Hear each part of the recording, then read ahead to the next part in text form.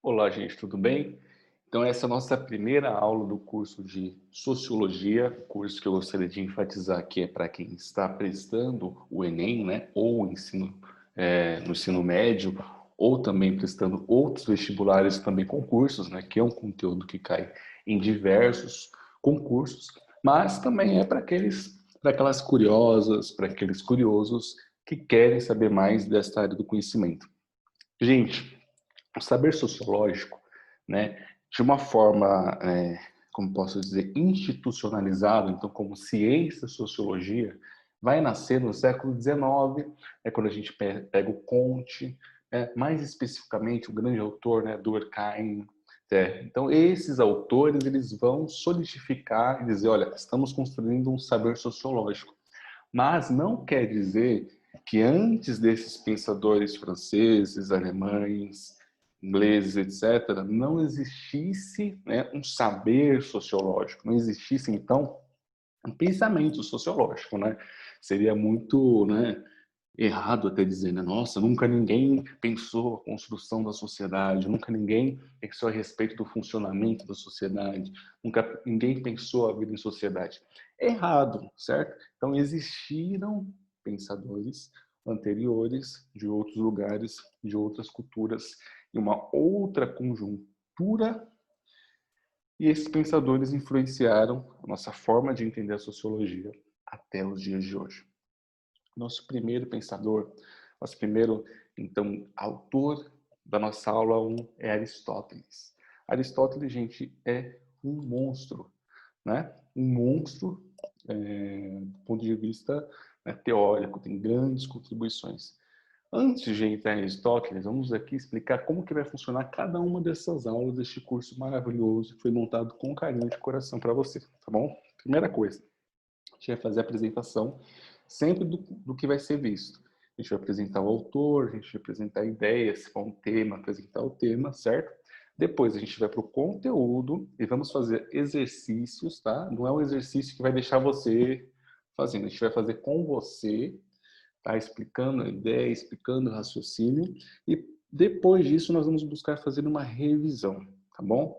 Cada bloco, né, nós vamos ter, então, os clássicos, temas de sociologia, uma aula de sociologia brasileira e outra de sociologia e medicina, que vai ser muito interessante para aqueles que vão prestar, né, as áreas biológicas, médicas, e que vão poder ver, né, bastante sentido, então, no estudo de sociologia, beleza? Então, vamos lá. Gente, Aristóteles foi discípulo de Platão, que por sua vez foi discípulo de Sócrates, tá? Então a gente está pegando então a Grécia Antiga. Vamos lembrar que a Grécia Antiga, diferentemente da Grécia atual, não era um estado, né, homogêneo. Era constituída de diferentes cidades e estados chamadas de polis. Existe um joguinho chamado Icarian ou Icarian, que é um jogo que você pode jogar pela internet, ele roda sozinho, que emula bem essa ideia de polis, para quem, né, ficou curiosa aí. Então, não existia uma ideia de nação, de certa forma existia uma identidade cultural muito próxima. Então eles se identificavam como gregos, né? Então eles tinham um mundo, um universo em comum, mas tinham as suas diferenças. É como se a gente aqui, né, no Brasil, ao invés de ter o Estado brasileiro, essa nação gigantesca, a gente tivesse Rio de Janeiro, São Paulo, fosse dividido em várias cidades. A gente se identifica como brasileiro, mas nós, cada cidade fosse um governo diferente, com uma constituição diferente, com uma forma diferente de entender a vida. Mas no limite todo mundo sabe que fala português e que tem costumes parecidos, certo? Então é basicamente dessa forma, tá? Então Aristóteles, gente, ele é um monstro, sabe? Tem contribuições em diferentes áreas do conhecimento, como a lógica, né? E você fala, nossa, professor, quer dizer que a lógica da computação, né?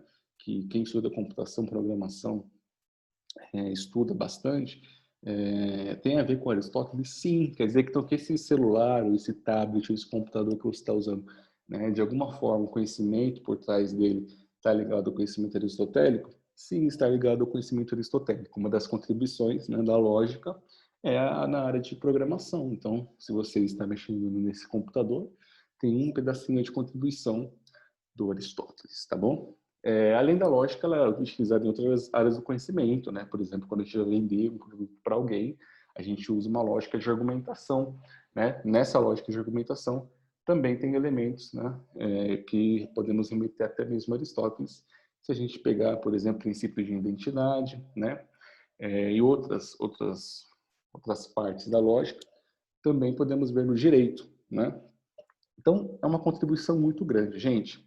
Além disso, biologia, certo? Biologia, ele era, por excelência, um biólogo, né? Quando nós formos ver, então, o saber que ele produz, que a gente pode colocar ele como um teórico político, né? E um tipo de conhecimento que é extremamente ligado à biologia, tá bom? Por exemplo, ele vai dizer que algumas pessoas elas têm uma espécie de finalidade, é como se fosse uma semente, tá? Uma semente de banana, né? Estou dando um exemplo aqui, tá? Exemplo, semente de banana da banana, melão da melão, etc. Tá bom? Então ele vai dizer que como cada pessoa fosse feita para um determinado propósito. É óbvio que isso é questionável, né? Principalmente porque ele vai dizer, por exemplo, que ele vai ter uma justificação, né, por exemplo, da escravidão, que é diferente da escravidão no Brasil, a escravidão na época praticada, ele vai tentar justificar, né, por exemplo, a cidadania que é só dada a homens, etc. Então ele vai tentar justificar isso com o olhar daquela época, da gente, óbvio que no olhar, né, contemporâneo a gente vai ter vários problemas, né? Mas a gente tem que tentar entender o autor pela época do autor, tá? É óbvio que se a gente pegar um autor, né, do século IV a.C., ele não vai ter ideias contemporâneas, ele não vai ser, né, desconstruído, né? Então você quer esperar que Aristóteles fosse um cara desconstruído, várias maneiras progressistas, para a época dele ele até poderia ser considerado progressista. Então, a gente sempre tem que tomar o cuidado de entender aquelas ideias dentro de um determinado contexto. Daqui a 100 anos, 200 anos, 300 anos, muitas das coisas que a gente tem como normal podem ser questionadas e podem ser as novas polêmicas, tá? E as coisas que hoje a gente fica, nossa, que polêmica, né? Daqui a 200, 300 anos a galera pode falar, meu, como assim, né? Como assim?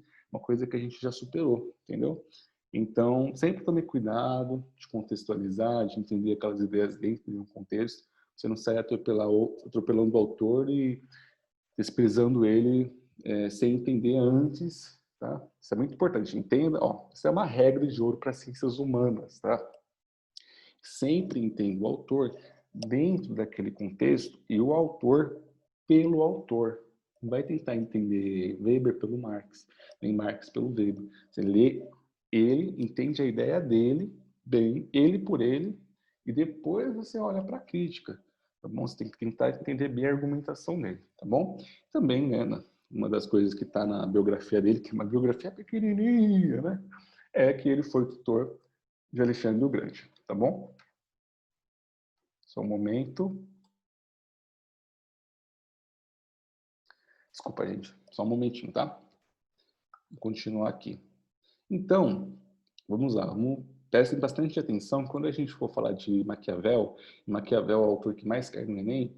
É o autor, não só Enem, a gente está falando muito de Enem porque a gente está buscando construir um conteúdo voltado para aquelas que vão, né, prestar o Enem, mas não somente, tá, gente? Para quem quer aprender, né, e não vai prestar o Enem, tá liberado também, vai servir da mesma maneira, tá bom?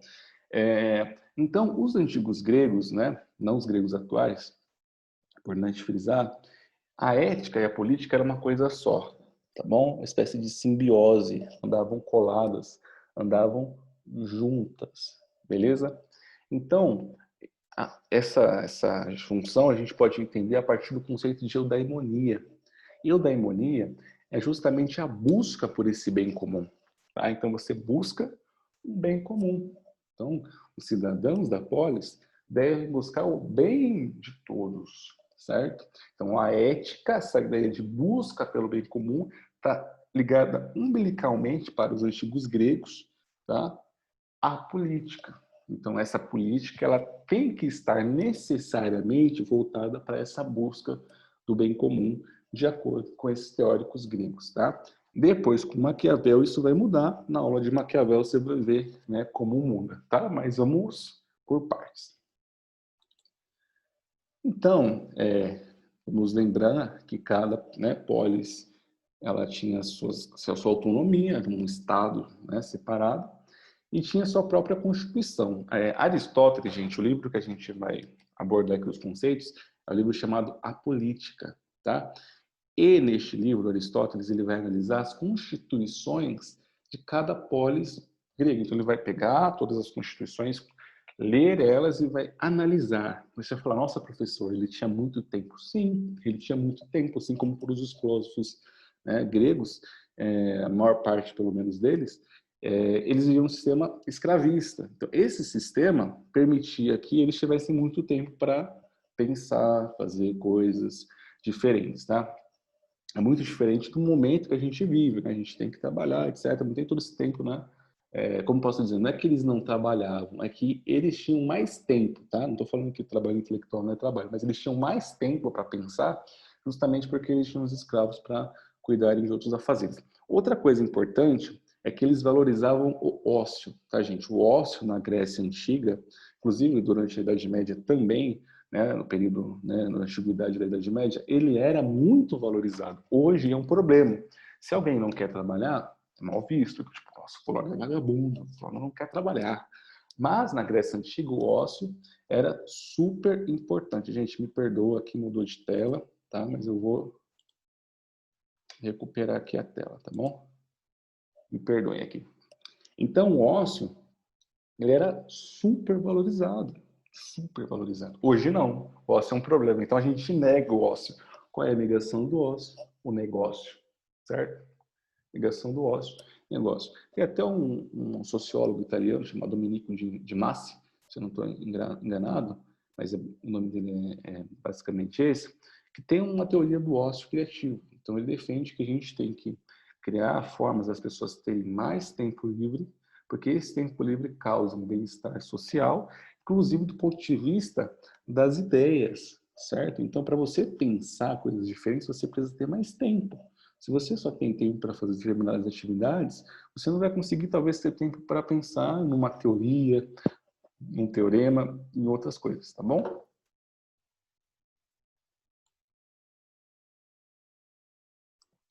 Me perdoe, gente. Então, vamos lá. Essas pausas que eu faço aqui, estou editando aqui, fazendo tudo, tá bom? Então, cada polis tinha a sua própria constituição, tá bom? Então, vamos lembrar, então, de quem é o cidadão ateniense. Homens livres, tá? Então, homens já tem um gênero aí, né? Quer dizer que as mulheres não tinham direito à voz, né? A democracia também não era para todas as cidades. A gente sabia que, por exemplo, Esparta tinha uma diarquia, né? Que são 2 reis, tá? Então, homens livres, também homens, mas não podem ser escravos. Maiores, eles tinham que ser maior de 18 anos, né? E de pais atenienses, o que significa que não poderiam ser de pais estrangeiros. Ou seja, existia uma espécie de xenofobia. Esses antigos gregos, de certa forma os atuais também, né? Eles eram um pouco xenófobos, tá bom? E é um modelo de democracia direta, ó, prestem bastante atenção. Democracia direta, as pessoas, os cidadãos, eles se reuniam nos espaços de deliberação. O que é deliberação? De discussão, de debate, para discutir os rumos da polis. Nos dias de hoje, não existe democracia direta. A democracia é indireta, a democracia é representativa. Até porque, vamos dar um exemplo. No Brasil, nós temos 150 milhões de eleitores. Você imagina 150 milhões de pessoas indo para Brasília e debatendo questões polêmicas como aborto, maioridade penal, por exemplo, pena de morte. Então, você imagina 150 milhões de pessoas, não tem espaço físico, né? Não tem estrutura, né, para comportar tanta gente assim, e não seria um debate produtivo, certo? Se você reunir 500 pessoas, que é o caso da Câmara, né? Às vezes a gente assiste e fala, nossa, será que esse debate é produtivo? Não, então, você imagina 5 mil pessoas, 50 mil pessoas, 100 mil pessoas, 150 milhões de pessoas. Nosso modelo é indireto. O modelo grego era direto. Por que era direto? Quantidade de cidadãos, né, os cálculos que são feitos, era que basicamente 10%, por exemplo, de Atenas, das pessoas que moravam lá, tinham direito a voto, né? E também uma característica é que os cargos públicos eles eram rotativos, até porque você tem a presunção, a ideia de democracia parte da ideia de que todos são iguais. Se todos são iguais, todos podem ocupar os mesmos postos, teoricamente. Então, todos podem, né, ocupar a presidência de um posto, etc. A ideia de ostracismo também, né? Então, a ideia ostracismo é basicamente uma pessoa que é rejeitada, que é extirpada da vida pública, persona não grata. Se você quiser ficar rebuscado, é rebuscado. Persona não grata, a pessoa não é bem-vinda aqui. Fulano é uma persona não grata. Então, entrou no ostracismo. Então, isso entra também dentro desse debate. Então, um bom cidadão aqui, é importante dizer também, ele é um cara preocupado com um conceito que eu já mencionei, que é o de eudaimonia, tá bom? Então, vamos lá. Então, você tinha sorteio, tá? Como eu disse para vocês, as pessoas giravam nos cargos e ostracismo, né? Nós temos a ideia, então, de pessoas não gratas. Então, aqui, né, os tipos de governo segundo Aristóteles, tá, gente? Então, ele vai tipificar, ele vai classificar, ele vai olhar essas constituições. Um outro parênteses que eu quero abrir aqui para vocês, eu quero fazer bastante comentário, tá, gente? Buscar trazer bastante conteúdo para vocês aqui neste curso. Existe dois tipos, basicamente, de Constituição, tá? A Constituição é aquele conjunto máximo de leis. A Constituição que descreve como a polis é, como o Estado daquele lugar é, e aquela Constituição que diz, né, os caminhos que este Estado deve seguir, ou seja, é um dever ser, né? A outra é como é. É muito importante vocês diferenciarem isso. Por quê? Os antigos gregos era como era, certo? Então era uma descrição, não é um caminho a ser seguido. A Constituição brasileira é um caminho. Por exemplo, ela busca, né? A ideia é essa, tá? Então ela busca que todos tenham direito à educação, saúde, etc. Se a gente for olhar para a realidade brasileira, a gente sabe que nem todos têm direito à educação, ou esse direito ele não chega da mesma forma, né? As pessoas não têm acesso à saúde, à habitação, muitas pessoas não têm casa, certo? Moram de aluguel, etc. Eles não têm nem a possibilidade do aluguel, tá bom? Então, é um dever ser. Então, o Estado brasileiro, ele caminha nesse sentido, beleza? Então, vamos olhar aqui para a nossa tabelinha criada com carinho, de coração para vocês. Então, ele classifica, né, por exemplo, pessoas governando. Alguns e muitos, tá? Na nossa primeira coluna. Depois, né, se seguem as leis ou se não seguem as leis. Então, você tem uma forma pura e a degenerada. A forma pura segue as leis, degenerada não segue as leis, tá bom? Então, vamos olhar. Monarquia, então, segue as leis, beleza? A forma pura é a monarquia, né, de um governo de uma pessoa.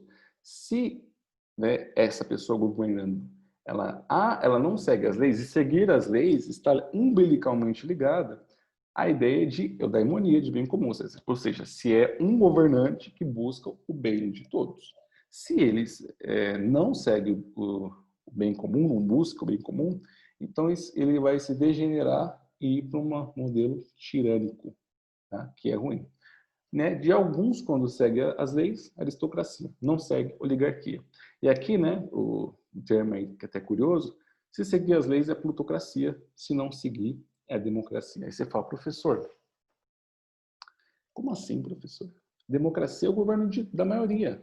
Então vai governar para a maioria. Mas aí que está o pulo do gato da observação aristotélica.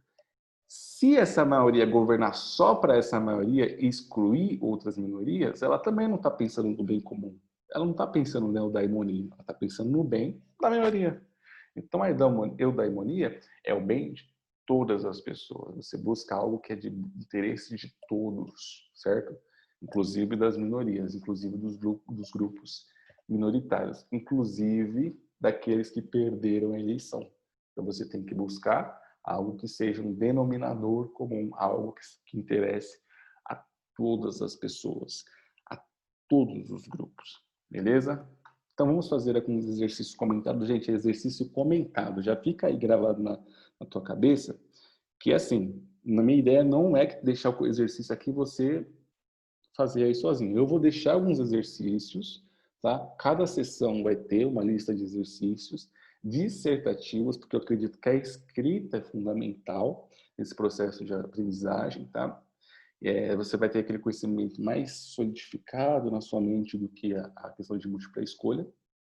Mas os exercícios que eu apresentar aqui na aula sempre vai ser comentado e já feito. Então você não vai pensar, nossa, professor, Queria 5 minutos para fazer, não, a gente já vai fazer, tá bom? Então, é uma questão 22, do Enem de 2016, né? Vamos ler aqui. Ninguém delibera sobre as coisas que não podem ser de outro modo, nem sobre as que é impossível fazer. Por conseguinte, como o conhecimento científico envolve demonstração, mas não a demonstração de coisas cujos primeiros princípios são variáveis, pois todas elas poderiam ser diferentemente, e como é impossível deliberar sobre coisas que são por necessidade, a sabedoria prática não pode ser ciência nem arte, nem ciência, porque aquilo que não se pode fazer é capaz de ser diferentemente nem arte, porque o agir e o produzir são duas espécies diferentes de coisas. Resta, pois, a alternativa de ser ela uma capacidade verdadeira e raciocinada de agir com respeito às coisas que são boas ou más para o homem. Beleza? Então, gente, primeira coisa que eu vou observar aqui, né, antes de entrar na questão por sua vez, leitura, tá? Entendam bem os termos, não façam uma leitura corrida, tá? Em ciências humanas, o mais importante é a leitura. E a leitura não é só de texto, também envolve uma leitura imagética, de imagens, de, né, gráficos, etc., mapas, né, geografia, etc.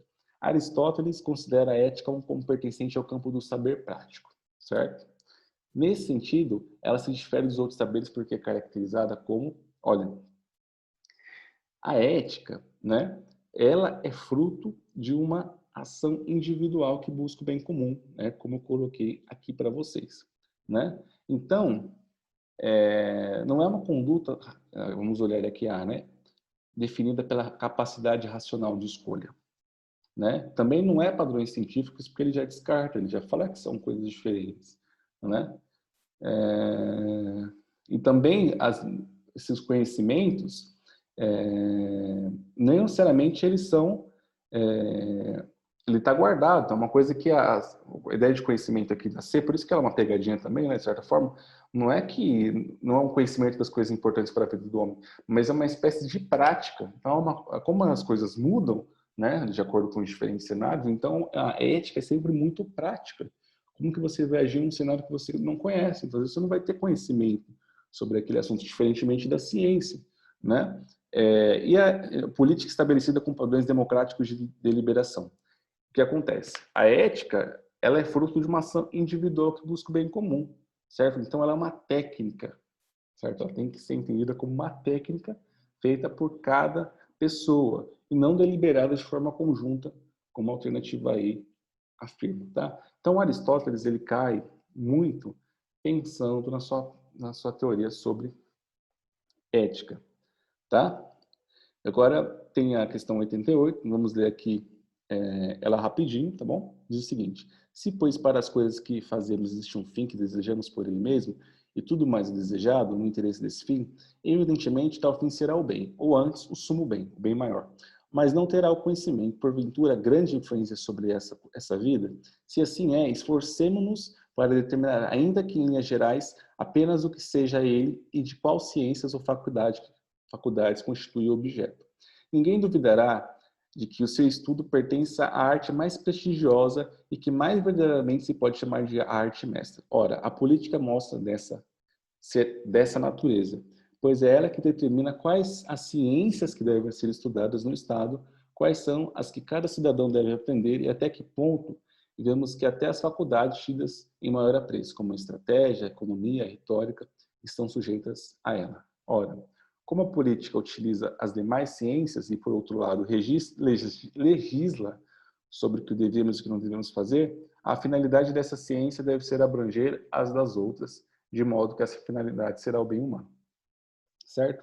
Então, para Aristóteles, a relação entre o sumo bem e a organização da polis pressupõe que,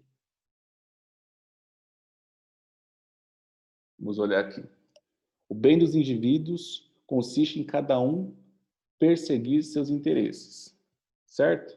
O sumo bem é dado pela fé? Não. Tá? É uma coisa aqui que ele não está colocando a ideia de fé. Vamos deixar congelado. Se a política é a ciência que precede todas as demais na organização da cidade? Sim, sim, isso é verdadeiro. Vamos deixar ela congelada. A educação visa formar a consciência de cada pessoa para agir corretamente? Sim. A democracia protege as atividades políticas necessárias para o bem comum. Bom, ele está perguntando, né, a relação entre, né, está pensando uma questão política, certo? Então, nesse sentido, a gente tem que ver aqui a interpretação de texto. Né? Não quer dizer que a democracia, por exemplo, aí esteja ela sozinha incorreta, mas de acordo com essa ideia aqui, né, a correta seria C, tá bom? Então, de acordo com este texto, com o assunto abordado neste texto, a correta é a C. A política é a ciência que precede todas as demais na organização da cidade. Tá bom? Então, gente, é sempre importante dizer nessas questões do Enem, especificamente, tá? Que a gente vai abordar mais porque é mais abrangente, né, todo o território nacional, que ele te dá um texto e te dá essas perguntas e as alternativas. É sempre importante você olhar o que, que essa pergunta fala, né, o que ela está te pedindo e esse texto. Senão você se perde, tá? Você olha só para a alternativa e você fala, essa ideia aqui dessa alternativa, ela não está errada. Sim, dentro dela não está errado, mas também ela não está respondendo a pergunta, entendeu? Isso daqui é um problema muito comum. Gente, vamos lá. Eu vou deixar aqui para vocês alguns links, tá? E eu não estou falando isso daqui só por conta da Amazon. Você fala, professor, você está indicando a Amazon. Não. Eu estou falando da Amazon porque é o que eu uso. Então, eu tenho um Kindle e é o que me ajudou na universidade, tá? Senão eu teria problemas de coluna, né? Já mais do que às vezes as dores que eu tenho, e nos olhos, tá bom? Eu já uso óculos, como vocês podem ver, mas assim, era muito pior porque eu usava um tablet, a luz do tablet machuca, os livros são pesados. Né? Para quem for querer seguir a carreira de humanidades, presta atenção no que eu vou te falar agora. Compre uma impressão Kindle também, pode ser um outro leitor digital, pode empresa ser novo, pode ser usado, enfim, né? Tem várias possibilidades. Né? Com o Kindle, ele é leve, então você armazena centenas de livros nele, né? É uma coisa que é super leve, então não vai machucar sua coluna, a luz não vai machucar seus olhos, e a bateria, ela costuma durar um mês, se você ler aí, basicamente meia hora, sem ligar o Wi-Fi do dispositivo, tá bom? Eu vou deixar aqui sempre um link, tá bom? Para vocês que querem saber mais, então, Aristóteles e a Política. Tem o Kindle e tem o Kindle Unlimited, que é um plano, tá? Que tem um preço bem barato, beleza? Então, eu sempre vou deixar obras, não necessariamente da Amazon, pode ser de outros lugares. Tá? Eu sempre vou estar preocupado também, né, de não indicar uma coisa pirata aqui por questões legais, né? Deste curso a gente tem que tomar todo cuidado, né? Então, eu sempre vou mostrar uma coisa para você comprar, um e-book barato, né? Eu vou também colocar aquela obra edição de luxo, né? Mas também, às vezes, né, eu vou colocar também um artigo que é gratuito, tá? Então, está previsto também muitos artigos gratuitos, você não vai ter que pagar nada. Se você usar o Kindle Unlimited, você não paga nada, tá? Então, você tem não em todos os casos, né? Mas em muitos dos casos, você pode simplesmente ler esses livros sem pagar nada. Muitos desses livros são clássicos, que com o Kindle Unlimited você não paga nada. Basicamente é um serviço, né, que você pode, como se fosse alugar uma biblioteca gigantesca, tá bom? E os livros que estiverem nesse acervo você não paga nada. Não vai estar incluso todos os livros, mas tem muitos livros interessantes, não só de ciências humanas, de outras áreas do conhecimento também. Beleza, gente? Obrigado, essa é a nossa primeira aula, Aristóteles. Então vamos recordar, filósofo grego, contribuições na parte de ciência política, grandes discussões para a gente pensar em democracia nos dias atuais, e a ideia de bem comum, eudaimonia, é muito interessante, porém Maquiavel no futuro ele vai dar uma trincada nisso. Tá bom, gente? Muito obrigado. Tchau, tchau.